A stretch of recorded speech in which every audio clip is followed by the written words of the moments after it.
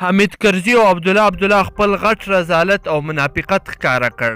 عبدالله او کرزی څه کړي دي، څه یې ویلي دي، ویډیو را سره تر پایه پورې وګورئ. په ډېرو پټو رازونو به یې خبر شئ.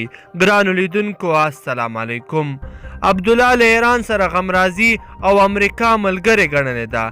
کرزی بیا امریکا غندي. د امریکا له لوري په بغداد کې د ایران د القدس ځواکونو مشر قاسم سلیماني پر وژلو باندې په افغانستان کې هم بېلابېل غبرګونونه ښکاره شوي دي. یو لوري ته افغانان د امریکا په دې کړنه باندې خوشحاله شوي دي، نو بل لوري ته ځینې بیا وایي چې د امریکا او ایران پر لانجو کې تاوان د افغانستان او ګټه د پاکستان ده. خو افغان سیاستوال هم یو خوله نه دي. اجرایي رئیس عبدالله په دغه پیښه په خپله اعلامیه کې له ایران او د ایران له خلکو سره خپله غمرازي شریکه کړې ده او ویلي دي چې د جهاد او مقاومت په وخت کې ایران د دوی ډیر نږدې ملګری و.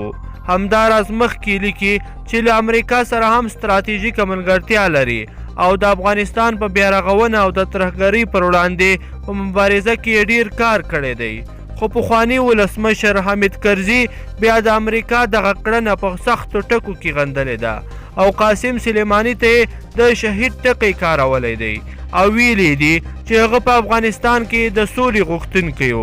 حامد کرزي د ایران له حکومت او خلکو سره خپله ژوره خواشیني څرګنده کړې ده او امریکا یې په ترهګرۍ تورنه کړې ده او ویلي دي چې د سلیماني له وژنې سره به په سیمه کې حالات سخت ترینګلی شي.